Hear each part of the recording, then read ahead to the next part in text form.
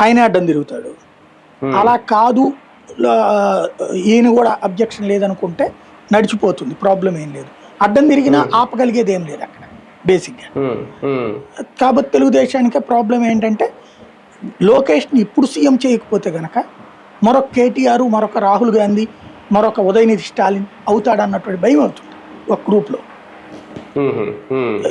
ఎందుకంటే పవర్ అవకాశంలో ఉన్నప్పుడే తీసుకోవాలి.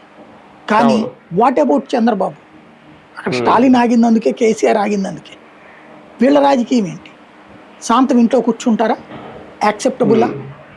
ఇది సమస్య.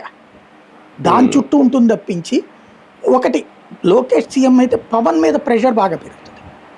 ఎందుకంటే లోకేష్ దగ్గర డిప్యూటీ సీఎంగా పవన్ కళ్యాణ్ అంటే పైకి ఎంత ప్రేమగా ఉన్నా సరే కార్యకర్తలు లోపల జీర్ణించుకోలేరు. అలాగని లోకేష్ని ఇప్పుడు సీఎం చేయకపోతే తెలుగుదేశం వాళ్ళు జీర్ణించుకోలేరు నెక్స్ట్ ట్రిప్. ఈ కారణంగా ఆపకూడదు వాళ్ళకి, అదో సమస్య. అంటే ఇప్పుడున్న 5 శాఖలతో పాటు ఒక పవర్ఫుల్ హోమ్ మినిస్టర్ లాంటి శాఖ ఇచ్చి ఈయనకి సీఎం పదవి ఇచ్చి ఇంకా బుజ్జగిస్తారు అనేది, దానికి అంగీకరిస్తుందా జనసేన? నాకు తెలిసి హోం శాఖ అనేటటువంటిది ముఖ్యమంత్రులు వదులుకోవట్లేదండి ఈ విభజన తర్వాత.